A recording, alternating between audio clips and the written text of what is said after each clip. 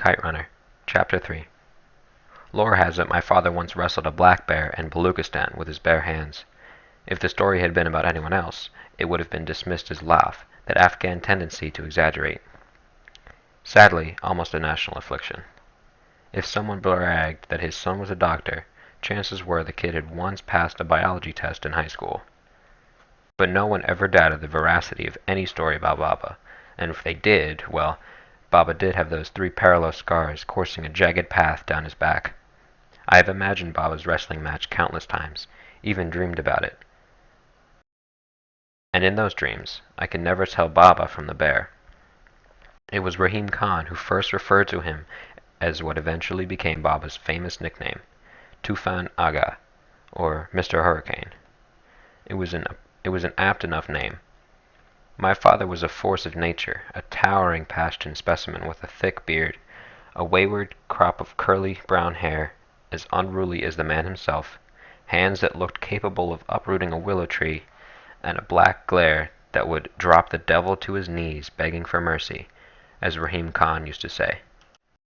At parties, when all 6'5" of him thundered into the room, attention shifted to him like sunflowers turning to the sun. Baba was impossible to ignore, even in his sleep. I used to bury cotton wisps in his ears, pull the blanket over my head, and still the sounds of Baba's snoring, so much like a growling truck engine, penetrated the walls, and my room was across the hall from Baba's bedroom. Now my mother had ever managed to sleep in the same room as him is a mystery to me. It's on the long list of things I would have asked my mother if I had ever met her. In the late 1960s, when I was 5 or 6, Baba decided to build an orphanage. I heard the story through Rahim Khan. He told me Baba had drawn the blueprints himself despite the fact that he'd had no architectural experience at all. Skeptics had urged him to stop his foolishness and hire an architect. Of course, Baba refused, and everyone shook their heads in dismay at his obstinate ways. Then Baba succeeded, and everyone shook their heads in awe at his triumphant ways. Baba paid for the construction of the 2-story orphanage, just off the main strip of Jahid Mawand, south of Kabul River, with his own money. Rahim Khan told me Baba had personally funded the entire project, paying for the engineers, electricians, plumbers, and laborers, not to mention the city officials whose mustaches need oiling. It took 3 years to build the orphanage. I was 8 by then. I remember the day before the orphanage opened, Baba took me to Garga Lake, a few miles north of Kabul. He asked me to fetch Hassan too, but I lied and told him Hassan had the runs. I wanted Baba all to myself, and besides, one time at Garga Lake, Hassan and I were skimming stones, and Hassan made his stone skip 8 times. The most I managed was 5. Baba was there, watching, and he patted Hassan on the back, even put his arm around his shoulder. We sat at a picnic table on the banks of the lake, just Baba and me, eating boiled eggs with kofta sandwiches, meatballs and pickles wrapped in naan. The water was a deep blue, and sunlight glittered on its looking-glass clear surface. On Fridays, the lake was bursting with families out for a day in the sun. But it was midweek, and there was only Baba and me, us and a couple of log-haired, bearded tourists, hippies I'd heard them called. They were sitting on the dock, feet dangling in the water, fishing poles in hand. I asked Baba why they grew their hair long, but Baba grunted and didn't answer. He was preparing his speech for the next day, flipping through a havoc of handwritten pages, making notes here and there with a pencil. I bit into my egg and asked Baba if it was true what a boy in school had told me, that if you ate a piece of eggshell, you'd have to pee it out. Baba grunted again. I took a bite of my sandwich. One of the yellow-haired tourists laughed and slapped the other one on the back. In the distance, across the lake, a truck lumbered around a corner on the hill. Sunlight twinkled in its side-view mirror. "I think I have saratan," I said. "Cancer." Baba lifted his head from the pages, flapping in the breeze. Told me I could get a cold soda myself. All I had to do was look in the trunk. Outside the orphanage the next day, they ran out of chairs. A lot of people had to stand to watch the opening ceremony.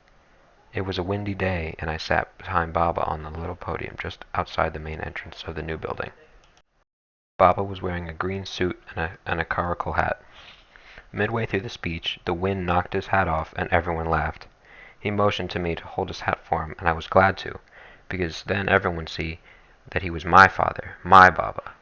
He turned back to the microphone and said he hoped the building was sturdier than his hat, and everyone laughed again. When Baba ended his speech, people stood up and cheered. They clapped for a long time. Afterward, people shook his hand. Some of them tousled my hair and shook my hand too. I was so proud of Baba, of us. But despite Baba's success, people were always doubting him. They told Baba that running a business wasn't in his blood, and he should study law like his father. So Baba proved them all wrong by not only running his own business, but becoming one of the richest merchants in Kabul. Baba and Rahim Khan built a wildly successful carpet exporting business, 2 pharmacies, and a restaurant. When people scoffed that Baba would never marry well, after all, he was not of royal blood, he wedded my mother, Sophia Akrami, a highly educated woman universally regarded as one of Kabul's most respected, beautiful, and virtuous ladies. And not only did she teach classical Farsi literature at the university, she was a descendant of the royal family, a fact that my father playfully rubbed in his skeptics' faces by referring to her as my princess. With me as the glaring exception, my father molded the world around him to his liking. The problem, of course, was that Baba saw the world in black and white, and he got to decide what was black and white. You can't love a person who lives that way without fearing him too, maybe even hating him a little. When I was in 5th grade, we had a mullah who taught us about Islam. His name was Mullah Fatullah Khan, a short, stubby man with a face full of acne scars and a gruff voice. He lectured us about the virtues of zakat and the duty of hajj. He taught us the intricacies of performing the daily manz prayers and made us memorize verses from the Quran. And though he never translated the word for us, he did stress sometimes, with the help of a striped yellow branch, that he had to pronounce the Arabic words correctly so God would hear us better. He told us one day that Islam considered drinking a terrible sin. Those who drank would answer for their sin on the day of Qiyamah, Judgment Day. In those days, drinking was fairly common in Kabul. No one gave you a public lashing for it, but those Afghans who did drink did so in private, out of respect. People bought their scotch as medicine in brown paper bags from selected pharmacies. They would leave with the bag tucked out of sight, sometimes drawing furtive, disapproving glances from those who knew about the store's reputation for such transactions. We were upstairs in Baba's study, the smoking room, when I told him that Mullah Fatullah Khan had taught us in class. Baba was pouring himself a whiskey from the bar he had built in the corner of the room. He listened, nodded, took a sip from his drink. Then he lowered himself into the leather sofa, put down his drink, and propped me up on his lap. I felt as if I were sitting on a pair of tree trunks. He took a deep breath and exhaled through his nose, the air hissing through his mustache for what seemed an eternity. I couldn't decide whether I wanted to hug him or leap from his lap in mortal fear. I see you've confused what you're learning in school with actual education, he said in his thick voice. But if what he says is true, then does it make you a sinner, Baba? Baba crushed an ice cube between his teeth. Do you want to know what your father thinks about sin? Yes. Then I'll tell you, Baba said. But first understand this, and understand it now, Amir. You'll never learn anything of value from those bearded idiots. You mean Mullah Fatullah Khan? Baba gestured with his glass. The ice clinked. I mean of all of them. Piss on the beards of those self-righteous monkeys. I began to giggle. The image of Baba pissing on the beard of any monkey, self-righteous or otherwise, was too much. They do nothing but thumb their prayer beads and recite a book written in a tongue they don't even understand. He took a sip. God help us all if Afghanistan ever falls into their hands. But Mullah Fatullah Khan seems nice, I managed between bursts of tittering. So did Genghis Khan, Baba said, but enough about that. You asked about sin, and I want to tell you. Are you listening? Yes, I said, pressing my lips together. But a chortle escaped through my nose and made a snorting sound. They got me giggling again. Baba's stony eyes bore into mine, and just like that, I wasn't laughing anymore. I mean to speak to you man to man. Do you think you can handle that for once? Yes, Baba Jan, I muttered, marveling, not for the first time, at how badly Baba could sting me with a few words. We'd had a fleeting good moment.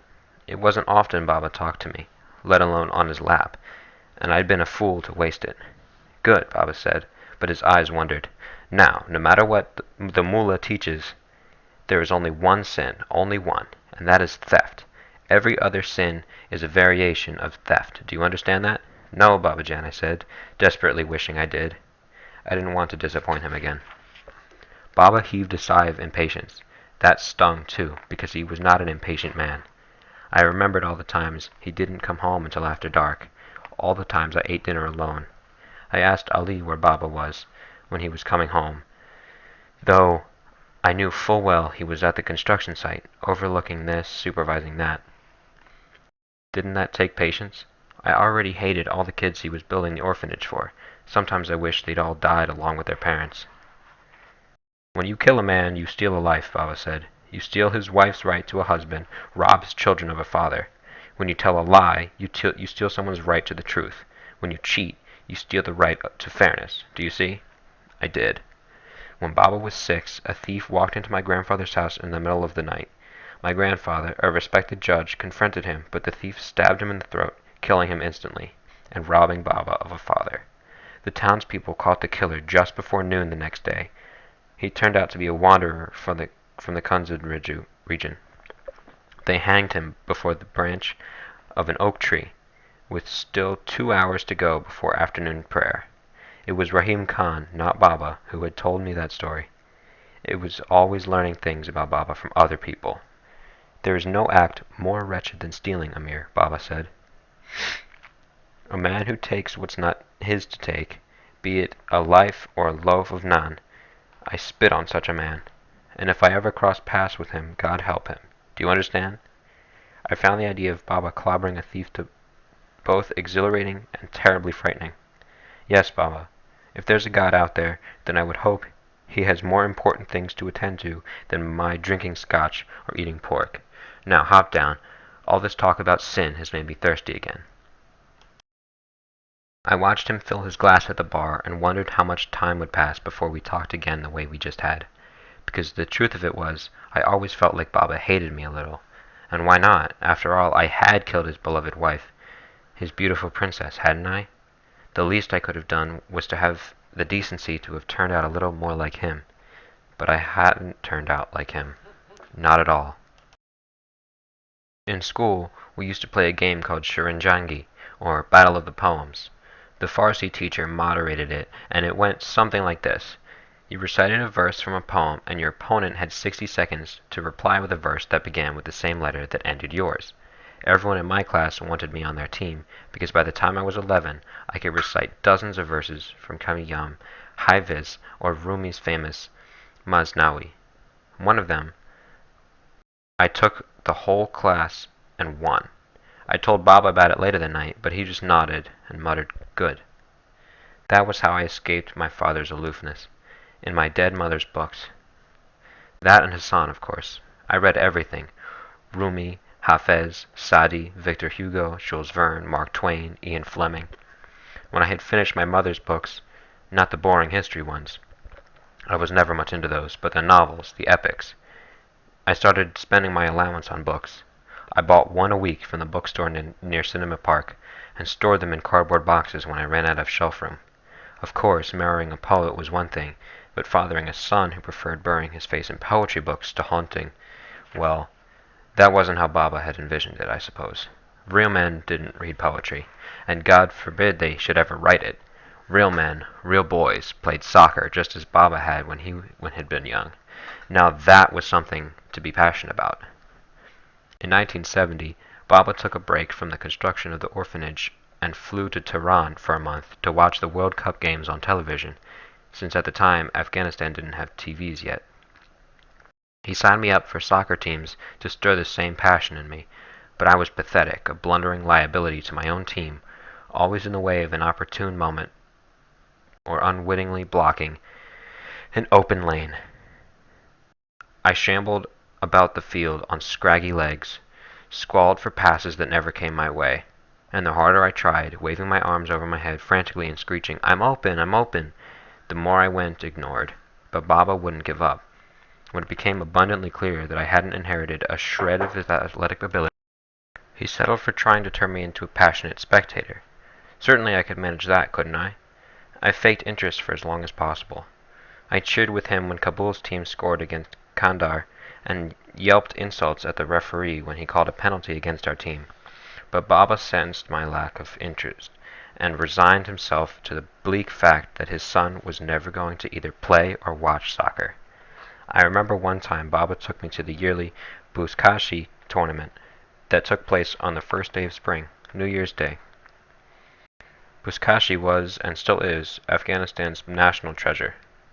A chapandaz, a highly skilled horseman, usually patronized by rich aficionados, was to snatch a goat or cattle carcass from the midst of a melee, carry that carcass with him around the stadium at full gallop, and drop it in a scoring circle while a team of other chapandas chased him, and does everything in his power, kick, claw, whip, punch, to snatch the carcass from him. That day, the crowd roared with excitement as the horsemen on the field bellowed their battle cries and jostled for the carcass in a cloud of dust. The earth trembled with the clatter of hoofs. We watched from the upper bleachers as riders pounded past us at full gallop, yipping and yelling, foam flying from their horses' mouths. At one point, Baba pointed to someone. "Amir, do you see that man sitting up there with those other men around him?" I did. "That's Henry Kissinger." "Oh," I said. I didn't know who Henry Kissinger was, and I might have asked, but at the moment I watched with horror as one of the chapandas fell off his saddle and was trampled under a score of hoofs. His body was tossed and hurled in a stampede, like a rag doll, finally rolling to a stop when the melee moved on. He twitched once and lay motionless, his legs bent all at unnatural angles, a pool of his blood soaking through the sand. I began to cry. I cried all the way back home. I remember how Baba's hands clenched around the steering wheel, clenched and unclenched. Mostly I will never forget Baba's valiant efforts to conceal the disgusted look on his face as he drove in silence. Later that night, I was passing by my father's study when I overheard him speaking to Rahim Khan. I pressed my ear to the door. "Grateful that he's healthy," Rahim Khan was saying. I know, but he's always buried in those books, or shuffling around the house like he's lost in some dream." "And? I wasn't like that." Baba sounded frustrated, almost angry. Rahim Khan laughed. "Children aren't coloring books. You don't get to fill them in with your favorite colors." "I'm telling you," Baba said, "I wasn't like that at all, and neither were any of the kids I grew up with." "You know, sometimes you are the most self-centered man I know," Rahim Khan said. He was the only person I knew who could get away with saying something like that to Baba. "It has nothing to do with that." "Nay." "Then what?" I heard the leather of Baba's seat creaking as he shifted on it. I closed my eyes, pressed my ear even harder against the door, wanting to hear, not wanting to hear. Sometimes I look out this window, and I see him playing on the street with the neighborhood boys. I see how they push him around, take his toys from him, give him a shove here, a whack there, and, he never fights back. Never. He just drops his head and... "So he's not violent," Rahim Khan said. "That's not what I mean, Rahim, and you know it." Baba shot back. "There is something missing in that boy. Yes, a mean streak." "Self-defense has nothing to do with meanness. You know what always happens when the neighborhood boys tease him? Hassan steps in and fends them off. I've seen it with my own eyes. And then, when they come home, I say to him, 'How did Hassan get all that scrape on his face?' And he says, 'He fell down.' I'm telling you, Rahim, there was something missing in that boy." "You just need to let him find his way," Rahim Khan said. "And where is he headed?" Baba said. "A boy who doesn't stand up for himself becomes a man who can't stand up to anything." "As usual, you're oversimplifying." "I don't think so." "You're angry because you're afraid he'll never take over the business for you." "Now who's oversimplifying?" Baba said. "Look, I know there's a fondness between you and him, and I'm happy about that. Envious, but happy. I mean that. He needs someone who understands him, because God knows I don't. But something about Amir troubles me in a way that I can't express. It's like..." I could see him searching, reaching for the right words. He lowered his voice, but I heard him anyway. "If I hadn't seen the doctor pull him out of my wife with my own eyes, I'd never believe he's my son." The next morning, As he was preparing my breakfast, Hassan asked if something was bothering me. I snapped at him, told him to mind his own business. Rahim Khan had been wrong about the mean streak thing.